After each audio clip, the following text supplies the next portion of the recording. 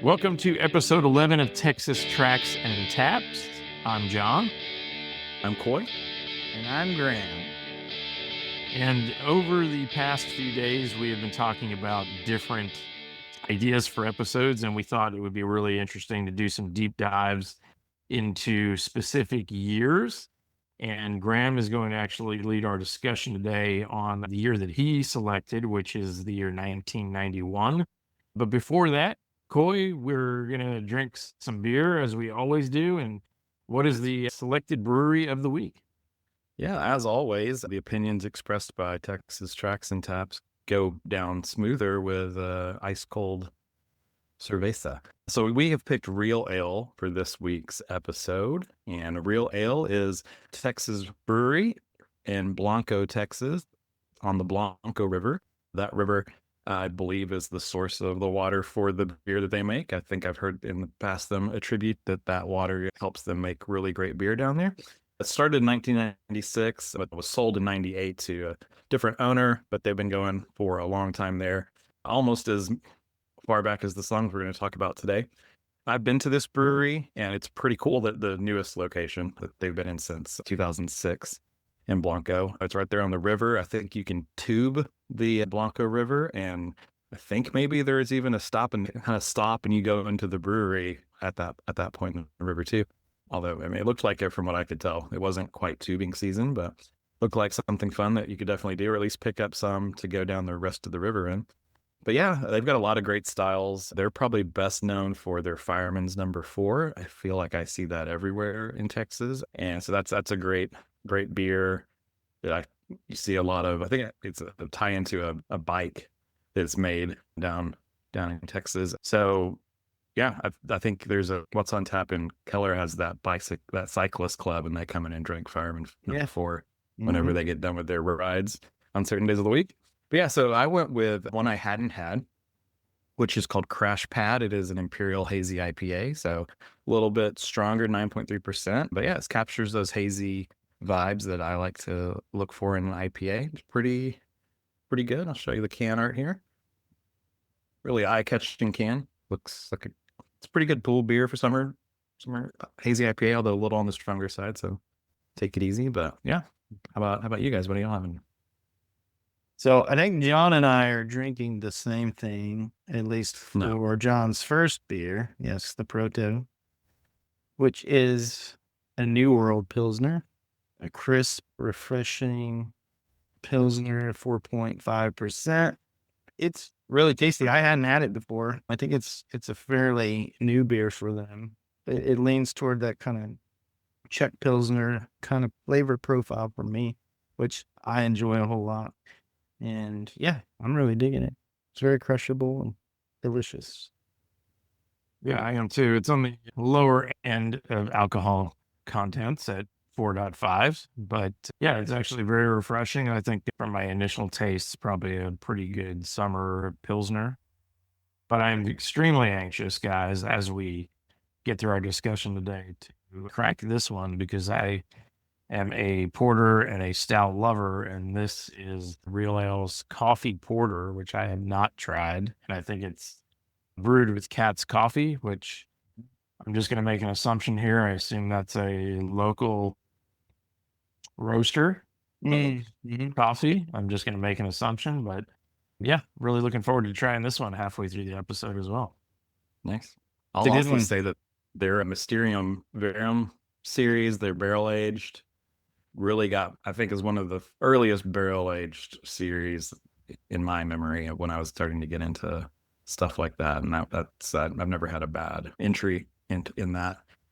For sure. Another one of you mentioned the Fireman's, which is definitely one of their flagship beers. Another one is the Devil's Backbone, which I almost picked that one up. It's a Belgian triple. But yeah, they've been making that one for a long, long time, and it's very good. I am going to throw out another one too. I was talking to John about this a little bit earlier, but I'm going to make a plea. If anyone from Real Ale ever happens to watch this episode, that they bring back the Real Ale White. That Belgian wit beer was one of my absolute favorite summer beers ever. They would release it every year, coming, like late spring.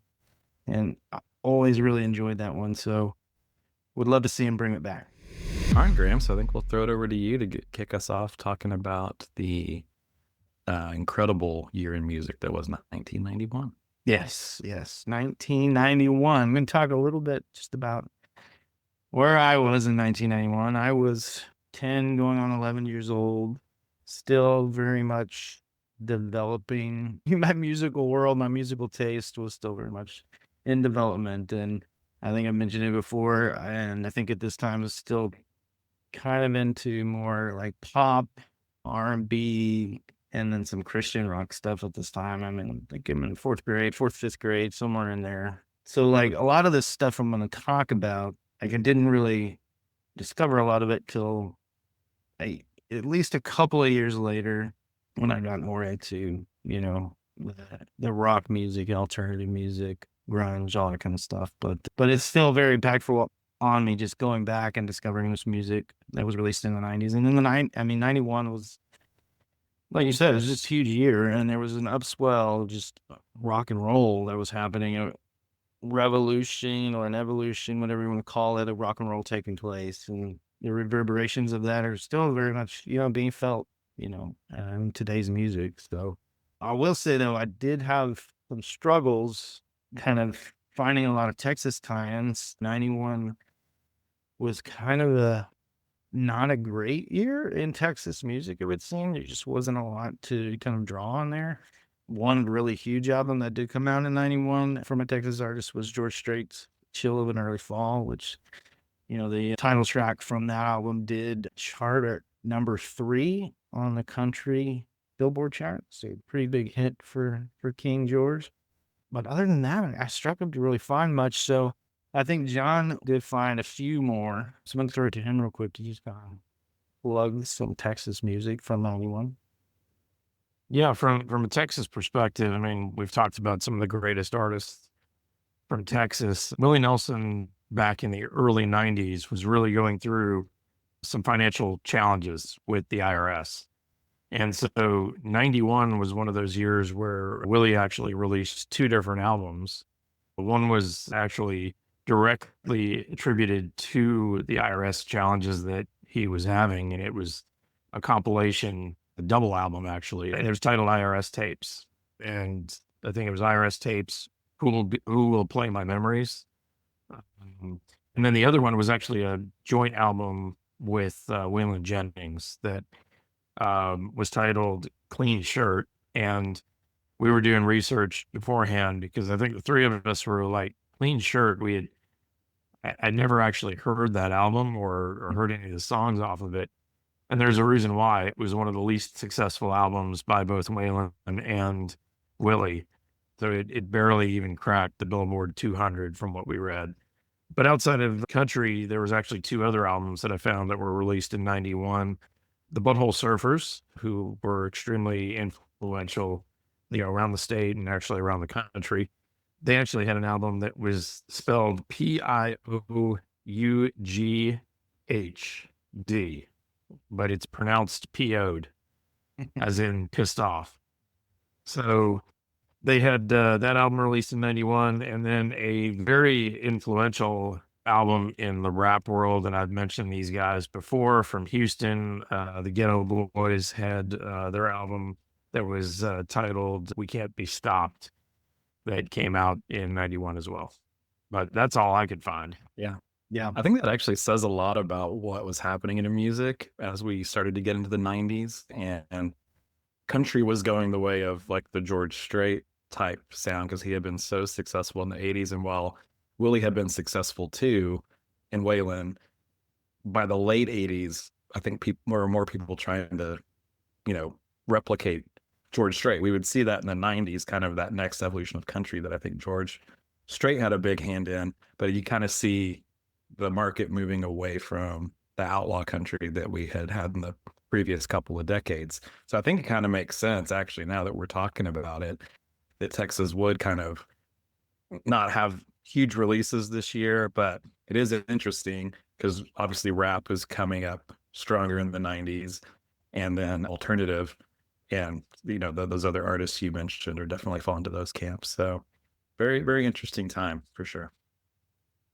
Yeah, absolutely. And I think Yeah, that's a good point. There's not a whole lot, like we said, to draw from. We mentioned kind of the ones that were of some note, but regardless, I mean, what happened in 91 still obviously had a huge impact on Texas artists that would, come later. So, I mean, it's all tied together, and it all comes together at some point. But I'm going to mention just real quick a handful of debut albums. Now, these albums, well, aside from one, were not necessarily huge successes commercially necessarily, but again, just kind of points to where kind of like music is going, what the direction of it is, and some of the up and coming artists were at the time. And one was Alanis, which is Alanis Morissette's debut album, which a lot of people aren't real familiar with. Honestly, I'm not real familiar with it myself, but in doing the research, I saw that did come out in 91 and was quite a bit different from, her follow-up,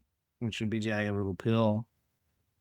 Yeah, a little more on just the pop side as opposed to kind of the angry girl rock that came later, which was awesome. Blur, British band Blur, Leisure, their debut album came out in 91. Of course, they would go on to have quite some success and pretty big hits. Rap, you had Tupac, his debut album, Tupacalypse Now. Live, their debut album, Mental Jewelry, also came out in 91, which their subsequent second and third albums would be pretty huge commercial successes. And then you have Hum with their first album, which they would explode onto the scene in full force in 95 with You Prefer an Astronaut, but their debut album is called Fellatio.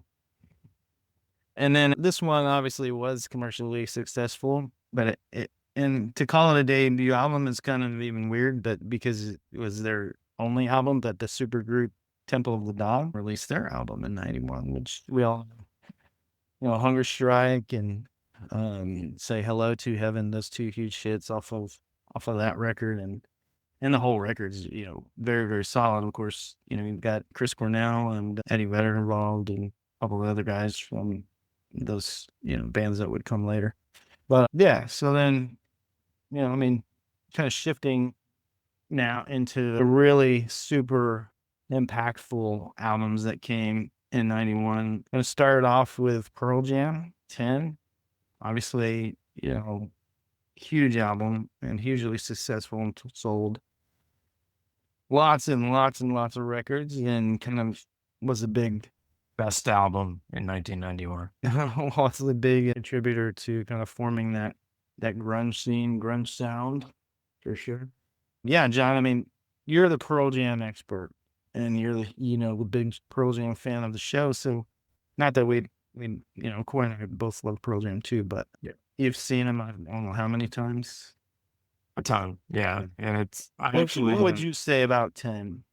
I was such a diehard. I actually got excited when I could state that I saw 10 live. I actually saw every single song, or listened to every single song live. But yeah, I mean, you've got Alive, you've got Oceans. I mean, every track on that album is, front to back. It's one of those albums, at least for me personally, I could play all the way through and there's no bad tracks on it. So, and it obviously was extremely impactful. I know you're going to mention a couple others that, just had long lasting impacts over the past, 20, 30 years for other artists as well. But, that's going to be one of those albums that artists are going to continually go back to and reference as an influence. Yeah, absolutely.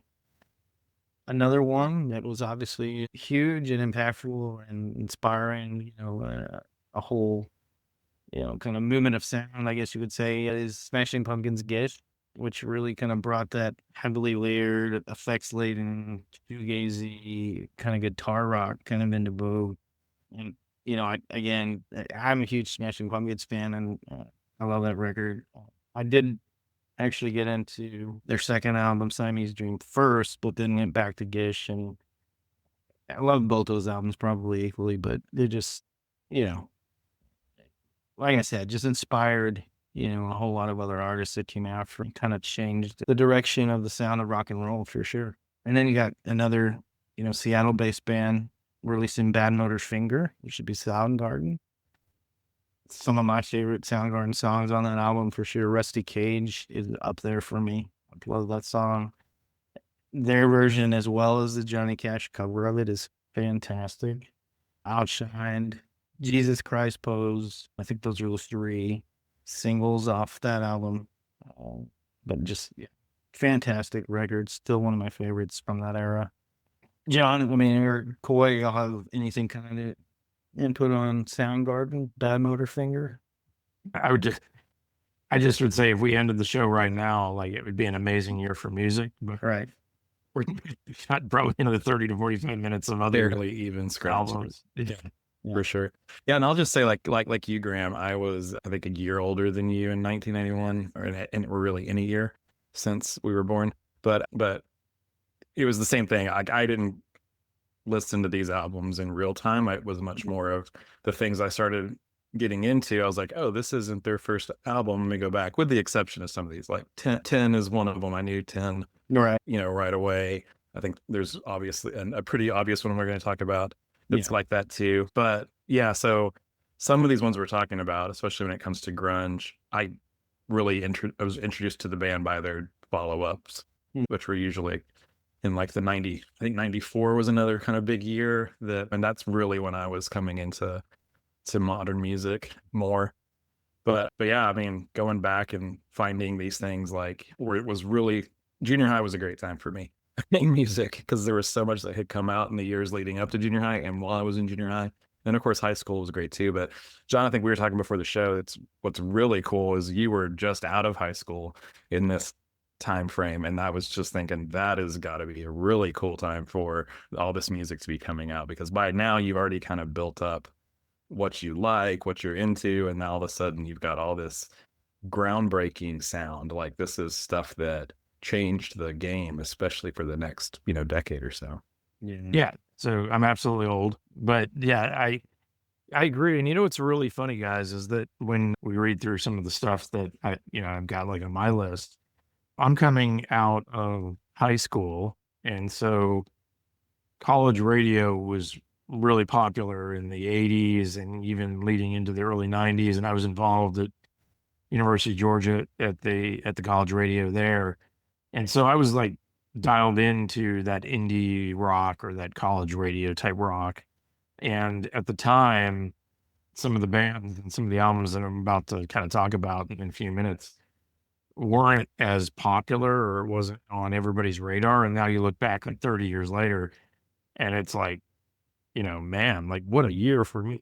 But you have that 2020 vision, being able to reflect back and see it all. But at the time, some of the albums on here really weren't that popular, but it was still an amazing year for music. So yeah, because we were moving out of one type of rock into this completely different type of rock, and actually rock had gotten kind of stale and was losing to pop, towards the end of the 80s. And so this was, like, in my opinion, like I'll use a better word than I was going to use because of connotations, but like the shot in the arm was what I was thinking. But then I'm like, so sometimes literally a shot in the arm. But no, it was just like this.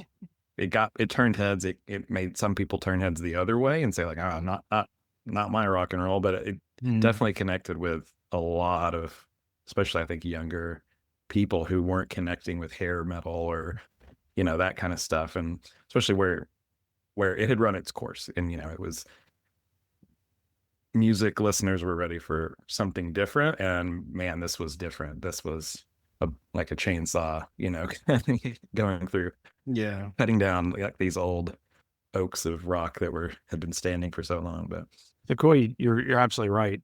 Like, from a rock perspective, you just had this fork in the road kind of thing going on, but at the same time, even rap was evolving. Like, Graham talked about Tupac, which was extremely different type of rap than what we heard in the late 80s. And then you also had R&B and soul. New Jack Swing all of a sudden was something that was fresh on the scene, and I'll speak to that a little bit in a minute.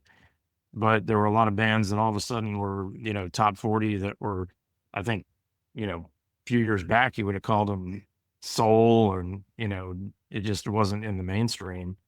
But all of a sudden, some of those bands had like top 40 hits or number one hits. Tribe Called Quest had the Low End Yep. Theory in 1991, which is Great album. and kind of fusion of rap, jazz. Like they were something that had, not really been heard of before. And the 90s was all about kind of those things, either reinventing or just combining sounds that we hadn't heard before, or just coming up with something like you have never heard this before. And then kind of leaning more towards like funk more than soul. But Blood Sugar, Sex Magic by Red Hot Chili Peppers came out Great in album. 1991 as well. And yeah, those songs were all over the radio. I remember, while I didn't get into that album until I was a little older, I definitely had heard songs from that album quite a bit during that time frame. Yeah, for sure. And just going back to kind of what you were saying, Coy, about kind of the transition in rock and roll, like these next two albums I was going to mention are, I think, a part of that, and definitely play into that whole kind of transition period a whole lot. And that would be Metallica's Black Album, which, a lot of people, when that came out, yes, the hardcore Metallica fans didn't love it initially. They thought it was Metallica light, they went soft or something like that. But it really brought, for lack of a better term, metal alternative, I guess. It kind of was, kind of brought metal into the mainstream is kind of the way I would put it, because I think it brought people into Metallica that wouldn't have gotten into their earlier stuff, but they discovered them via the Black Album, which I'm one of those. I found the Metallica Black Album in my brother's room, which was another thing I was going to mention. My brother's like 5 years older than me, and he was a huge influence. I've talked about this before on me musically. So, in 91, he was 16. So a lot of this stuff was definitely, in his wheelhouse, on his radar. And then I kind of discovered a lot of it via him.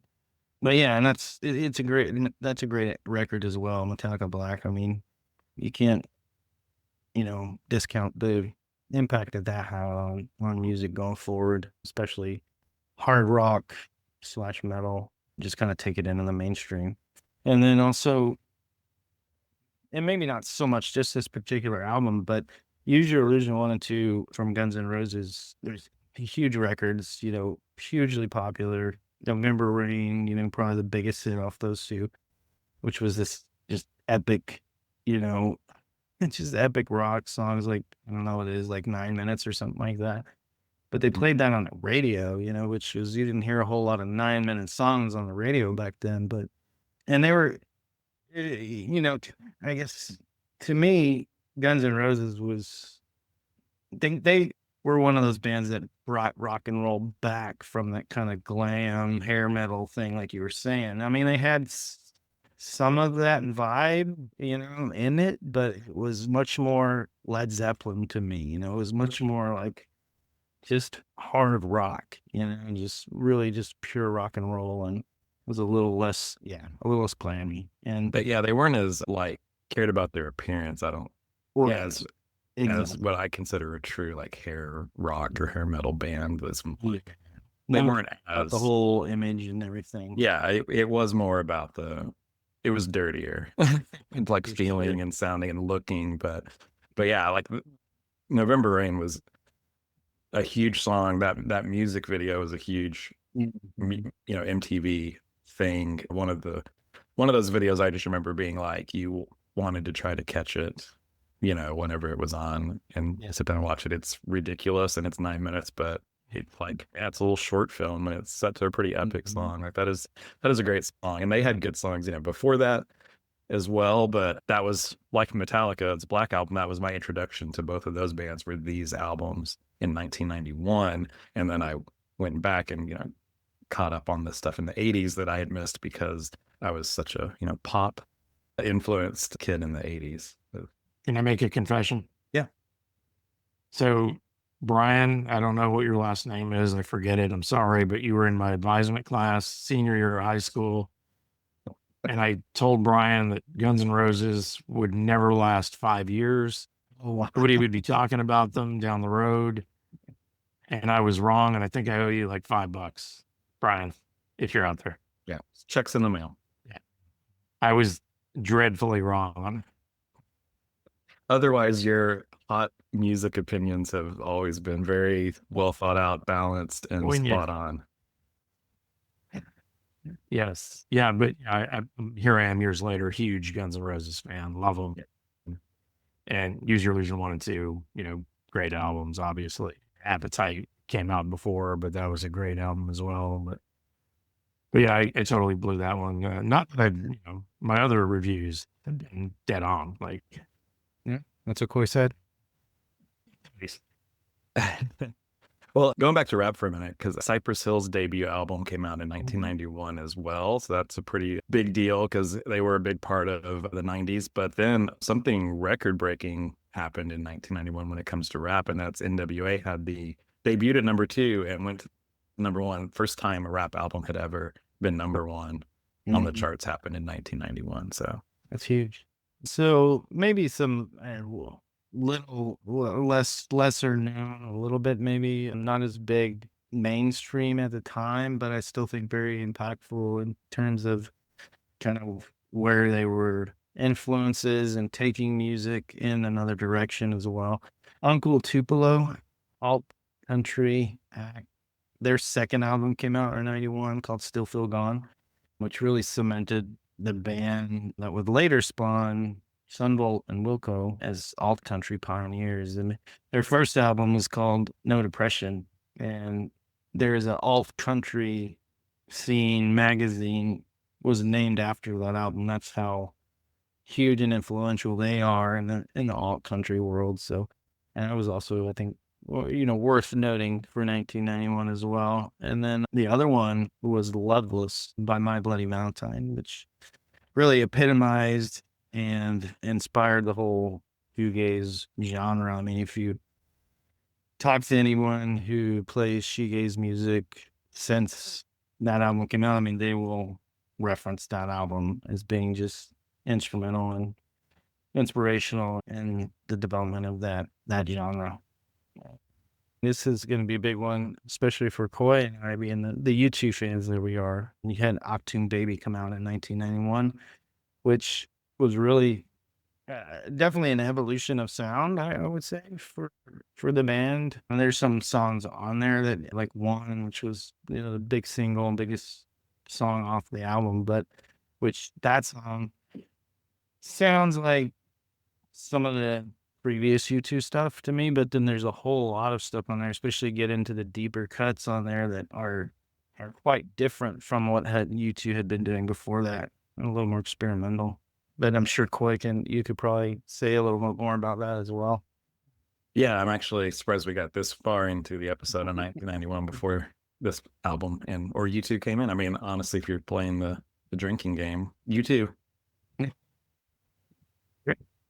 Grammar Coy mentions U2. Take a drink. No. This. So I kind of mentioned earlier and wasn't even realizing that I was probably in the back of my head paraphrasing U2 when I said that grunge was kind of like a chainsaw cutting down these older, large oaks of the rock from the 80s that had come before them. Well, the band said that Achtung Baby was the sound of 4 men chopping down the Joshua tree, because they were just trying to do something completely different, reinvent themselves. It was a new decade, and they did that. And I think, like we've talked about with a lot already earlier, with a lot of the changes that was going on in rock. And it's interesting, all this was kind of happening independently. Like, they weren't doing this as a reaction to grunge and the stuff that was going on in Seattle. Like, they were just doing this, in Europe, just because they wanted to reinvent themselves, not necessarily all of rock. But I think that they ended up, doing that. And it was weird to like both Achtung Baby and grunge, like I did, because they were so different.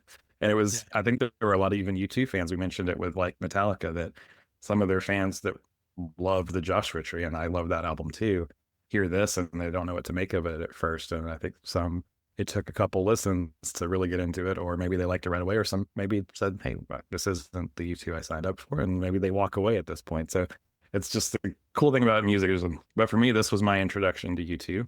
And I went back and listened to Joshua Tree and was like, oh, this is really good too. And then every album I listened to, I was like, oh, okay, there's a trend here. But yeah, this was like Mysterious Ways was on the radio a lot. I feel like I heard that before one and more often than one until then one was everywhere, including MTV. 3 different music videos for one were shot. But the one that got the most play was the one where he's in the bar and he's smoking a cigar and everything. But yeah, that's just them being influenced heavily by when they were kind of looking for new influences and looking to reinvent their sound. Germany and industrial, and trying to incorporate some of that music that was big at that time into rock. And hey, Edge, how do you make your guitar sound, to go along with these, like the sounds of like steel hammers hitting anvils and whatever else you want to put in it.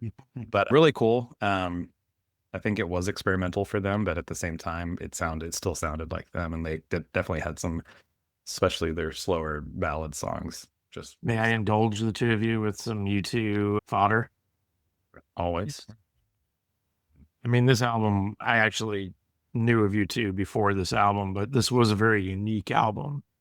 And I remember when it came out, I loved it. It was just so dynamic, and they worked, I think, with Brian Eno and Steve Lillywhite on, I think they both produced this album, but obvious tracks that you guys already mentioned in terms of One and Mysterious Ways, like those were great songs, but there's a couple of tracks on there that I personally love, like Who's Gonna Ride Your Wild Horses and Trying to Throw Your Arms Around the World. Like those two are really fantastic tracks on that album that I don't think get as much love as the other two. And then there's obviously some other great tracks that were released on there, but Yeah. it's an album. The deep cuts on this album are the best for me. I mean, like the singles, like we mentioned, One and Mysterious Ways, they're great songs for sure, no doubt about it. But yeah, for me, I mean, Acrobat is, I think, one of my favorite U2 songs ever. Mm-hmm. Yeah. Fantastic. Until the End of the World, especially live versions of Until the End of the World, are amazing. The Fly is a freaking awesome song. I mean, Station. yeah, it's just it's great from the. I mean, there's not a bad song on it. It's experimental. I mean, they've done some through the years. Those guys have done some really experimental stuff. But Mysterious Ways has very, is it fair to say, Middle Eastern almost background to it. Yep. Belly dancer.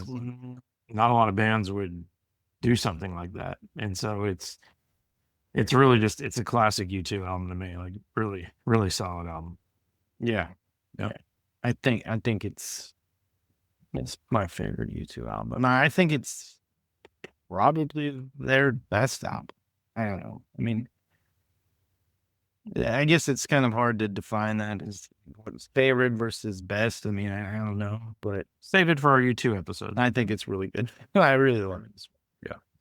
But and you mentioned Steve Lillywhite and Brian Eno, but I'll mention Daniel Lanois as well. He was a third producer on that album, and also on Joshua Tree too, I think. So yeah, it's interesting. It's basically the same personnel that did Joshua Tree all around. Right. But those guys, I mean, obviously Brian Eno is hugely, experimental guy. Yes. But Daniel Lanois too. I mean, he's never been one to just go with the flow and do the mainstream norm thing. I mean, so those guys were a huge part of that for sure.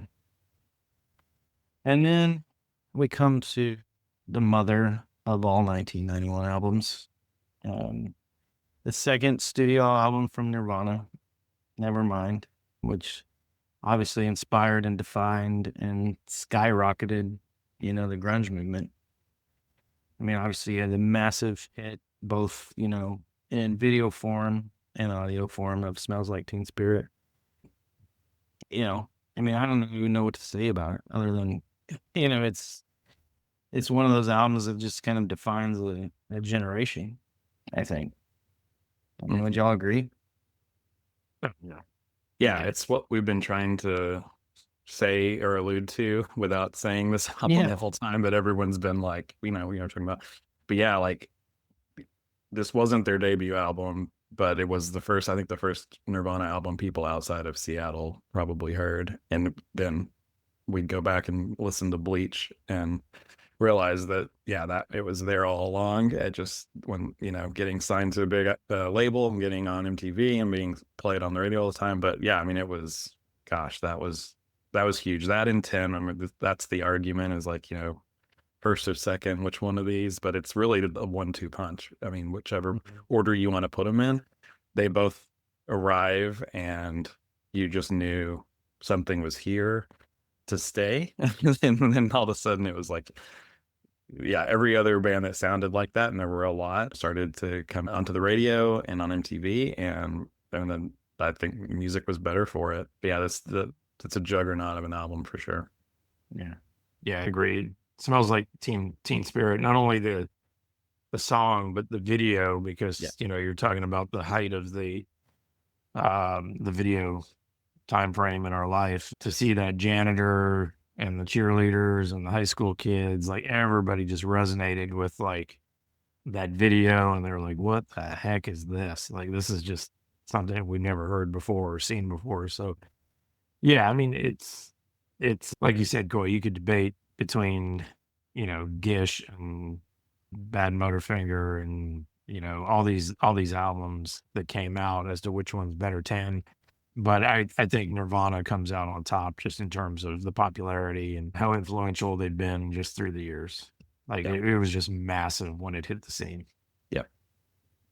Yeah. From what I can tell, I don't think it was like a competition. I think both of these bands wanted each other to succeed, and they wanted like all of that kind of alternative and grunge wave that was coming in to take over. I think, they were happy to have as many good acts from that era or that sound come in at that time. But I think we owe a lot of it to the Pixies influencing these bands. And I know we've mentioned, huge influence on Nirvana. And then we've mentioned in talking about the Toadies in previous episodes, how much of an influence they were on the Toadies as well, who are formed at this time, just haven't quite released anything other than probably some tapes they've recorded and selling at shows locally. I think 92 is when their first EP comes out, Toadies wise. But this is, they're, just to put it a little bit in Texas, what's going on in Texas at this time, Toadies is starting to ramp up to where they're going to hit 94 and be all over the airwaves in 94.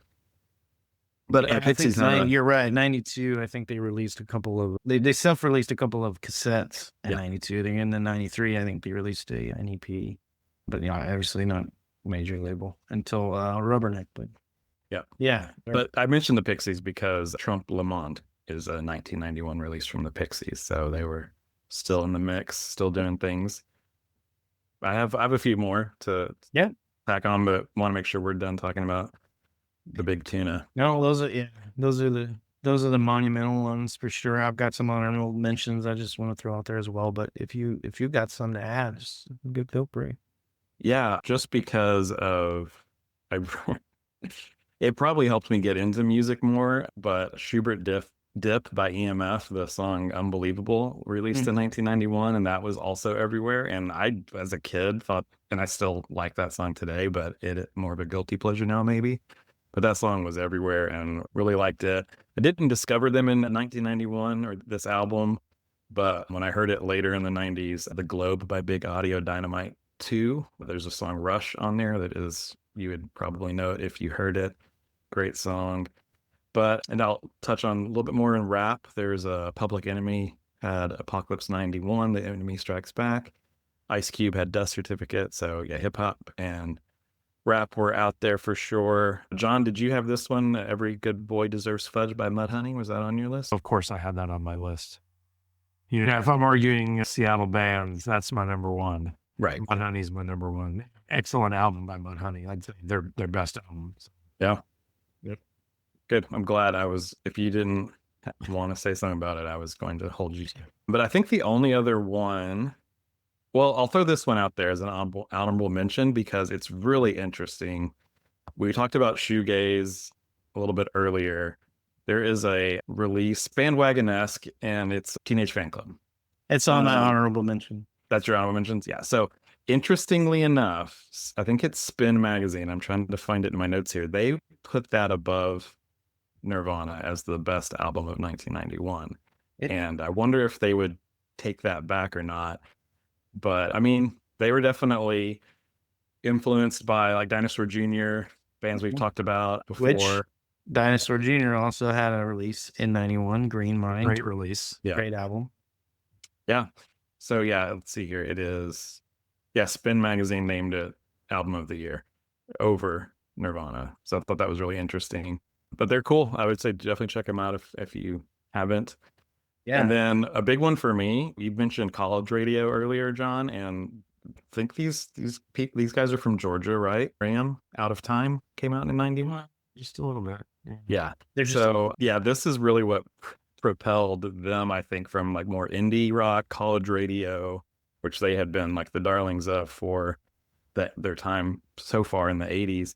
This put them to number one, like all over the place. And Losing My Religion was another one of those videos that I remembered seeing and just being like, who is this? You know, I knew this is another one I was aware of in 91, even though I wasn't quite into music yet. And then, yeah, I would go back and really start to get into REM as I got older, go back and listen to their older stuff and, you know, get their releases after this album too. But this is a big tentpole album for myself. That was one of the biggest 90s albums. Track on that album, Koi, is one of my favorites. Country Feedback. Yeah. Great Really good song. So yeah. You kind of covered a couple on my list of honorable mentions, Koi, but I'll throw out my remaining ones. Matthew Sweet, Girlfriend. I love that. I was going to hold you to that It's a one. great album. Swerve Driver, who I've talked about a lot, you know, but their album Raise came out in 91, which was also influential in the whole shoegaze movement. Yep. Toad the Wet Sprocket, which I believe is their third album, Fear, but there was a couple big hits off of that, and it's a really good record as well. And, you know, I might catch slack for this, but Sarah McLachlan, I've been a big fan of Sarah McLachlan since I was, you know, probably like 16, 17 years old.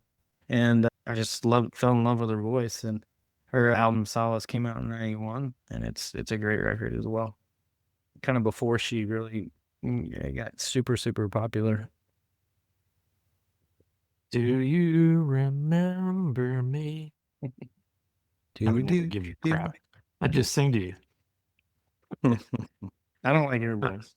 You mind if I dig into a couple honorable mentions as well? Absolutely. Well, I think if you watched our pod, or you would have had to watch it, not listen to it, but you'll see me with the Driving and Crying hat on occasionally. They're a Georgia band that I'm a huge fan of. They had one of their albums come out, Fly Me Courageous, in 1991, which was, for me, you know, at that time of my life, pretty influential album that came out and has some great tracks. One of the hats that I wear says Let's Go Dancing, which is one of the tracks on that album. And I did some research. I think I may be wrong on this, but I think the last Queen album with Freddie Mercury's vocals was released in 1991, because unfortunately we lost Freddie Mercury, I think, towards the end of 1991. Yep. So their album Innuendo was released that year. And then some big ones, Screaming Trees had their album Uncle Anesthesia come out in 1991, which I'm a huge fan of.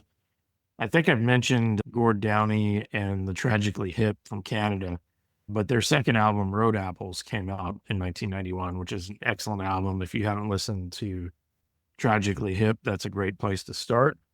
You know, indie radio, Susie and the Banshees were huge, so the song Kiss Them For Me was a pretty big song in 91, 92, and then her album Superstition came out in 1991. Bonnie Raitt, which we were talking about, one of her biggest albums was Luck of the Draw, that came out in 91, as well as Tom Petty and the Heartbreakers. They had Into the Great Wide Open that came out in 91. Great album. Yeah. And then Van Halen, growing up in South Florida, I was a fan of both the, you know, Sammy Hagar as well as David Lee Roth, Van Halen. They had For Unknown Carnal Knowledge, which we all know the acronym. that goes along with that. That album actually came out in 91 as well. And I think they just re-released that on vinyl. So you can actually pick it up now on vinyl. And then we were talking about New Jack Swing. So have either one of you heard of Another Bad Creation Yes. Yeah. and their big hit Playground? Yep. If you haven't heard of it, YouTube it. So yeah, ABC came out with their first new album in 1991, along with, did we mention Boys to Men? We have. Yeah, so they had their album Cooley High Harmony come out in 91. De La Soul had De La Soul Dead come out. I was a big Third Base fan. That's a rap group out of New York, New Jersey area. Derelict to Dialect came out that year as well. The movie or the film Boys in the Hood soundtrack for that album came out in 91 as well. And are you guys down with OPP? Yeah, you know me. Naughty by Nature's album came out in 91 as well. And that was a huge hit in 91 heading into 92. So, and then, the list goes on and on. Like there's a ton of them. I don't even know. Did we mention Garth? Not yet. He was on my list. I was waiting for someone to say it. Cause, Yeah, I mean, while we talked about George Strait, and he obviously had a good year as well, country was firmly going the way of Garth Brooks in 1991 with Rope in the Wind came out. That was huge. 18 Weeks is number one. And again, shaped the way the rest of the 90s was going to go as far as the country sound, in my opinion. But yeah. Yeah, for sure. And that's a classic Garth album. I have fond memories. In 1992, I got to go see Ozzy with my buddy Mike down in Atlanta on the No More Tears tour. Yep. But that album actually came out towards the end of 91. Yep. So Ozzy had one of his classic albums. I think it was his sixth album, but it had Mama, I'm Coming Home and No More Tears, the title track, obviously. And then I think, Graham, you and I were talking about this before we actually started rolling today, but a gentleman by the name of Tom Cochrane, who is a Canadian artist, had a massively wild hit in 1991. And he put out an album that was actually called Mad, Mad World.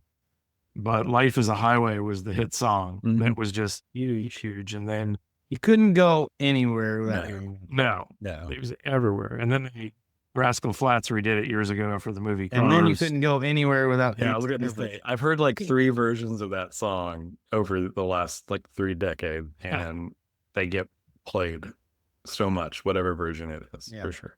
Yeah. Catchy tune, man. It's catchy. It is. And the last 2 I'm going to go through because I did actually see them in concert back in the day, and I think they might have opened for Ozzy in that concert. But Ugly Kid Joe. Oh, yeah.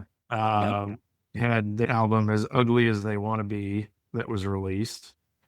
And then MJ, not Michael Jordan, Michael Jackson, he actually had his album Dangerous released in 1991, which I think was recently re-released out on vinyl as well. So, I had lots Michael of great Jackson. albums.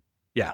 I had Michael Jackson on my list too, just because to again show the time in history that this was, pop was still big and was not going to just easily let the reins over to rock, although I think it did happen. But in 91, Michael Jackson, Dangerous is his 3rd largest selling album, with Bad and Thriller being his 2 and 1. But it was right up there. That was a huge follow-up to those albums, and it came out in 91. And then Prince had his 13th album in 1991, Diamonds and Pearls, which was a number 2 in the US. So they were still doing their thing too. Yep. For sure. How did I miss that one, though?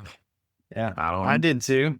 That's what the great thing is. You caught ones that I missed or had forgotten, and both of you did. And I just kind of had mine and was waiting. Was like, you gonna say it? You gonna say it? Well, there's another one that I just popped into my head. Spin Doctors, Pocket Full of Kryptonite. That's right.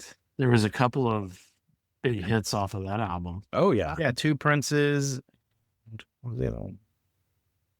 Little Miss Can't Be Wrong. Yeah, Little Miss Can't Be Wrong. Actually, and I think I mentioned this before, but that was one of the first CDs I ever bought. Like first, with my money buying my own music. That was that and Pearl Jam Versus. I bought that and a little CD boombox. Well, it's funny when you mentioned buying CDs, because a lot of these that we've talked about are CDs that I bought, and some of my first CDs that I bought. Because I think I got a CD player for my 12th birthday, which would have been 1992 or the end of 91. What we were talking about this earlier. The very end of 1991, I would have turned 12, and I think that's when I got a CD player. So the Columbia House 12 CDs for a penny scam totally did that. And a lot of the ones we've been talking about, where I remember finding the sticker and putting it on the card that you mail in. I was like, I want this one. I want this one. Boys to Men was one of them. Rope in the Wind. I was all over the place. I mean, at 12 years old with all this stuff that's coming out. But yeah, gosh. But when I also was going out and buying albums, because I think in our previous conversation, I told you that Boys to Men and Wayne's World were actually the first two that I physically bought in hand. Mm-hmm. The Wayne's World soundtrack and Boys to Men. It wasn't in 91, but so yeah, I'm glad you brought up Boys to Men, because I forgot that was actually a 91 release. But yeah, that was definitely the CD era as well. We were digesting our music differently and we're consuming it differently, and CDs were so big. They were. Yeah. Changed the game again. Still have them all. It's really a perfect confluence of things, of change happening all around this time. Like media, the format of the media is changing, the sound is changing, the genres are bending and splitting in two, and in good ways. And yeah, it was an amazing time. And we could have picked a number of the years that follow 1991 and had this a very similar conversation. We were talking about that earlier. It was like, we go 94, do you go 96? Yeah. We will pick those other years. Will we? Okay. Let's talk about them. We will. But yeah, 91, huge year. I mean, it's undebatable as far as the massiveness of that year and just where it took things that would come. And yeah, I mean, I think that's it for 1991 for episode 11. And we look forward to the years that John and Coy are going to pick. I'm definitely looking forward to that and diving into some more. So, Coy, you want to close us out? Yeah, I mean, you picked a good one. It's going to be hard to, I mean, it's going to be hard, but it's actually, there's plenty of other years to talk about too. So it's actually not going to be hard, but it will be fun to top this list. But that's the great thing about it, is there's no right or wrong answer. 1991 is the best year in music, and then there's another year that's also the best year in music, and then there's another year that's also the best year in music. Yeah, it might be fun to do a worst year in music, actually, just to cleanse the palate after we do this. But we're definitely going to stick with best for a little bit. John and I will come up with our best of years and lead a discussion on that as well. But appreciate everybody jumping on, listening to us or watching us, however you like it. And yeah, we'll catch you next time. And thanks again to Real Ale for keeping us on top of our thoughts with this riveting dialogue. No, I appreciate the good stuff that's been coming out of Real Ale since 1996. Yes. Which is also a good year in music. And I'll make a commitment to Graham, since I wasn't ready for my homework assignment on this episode, I will be ready on the next episode. And we'll dish one out for you as well. Well, until then, cheers. Cheers, guys. Cheers.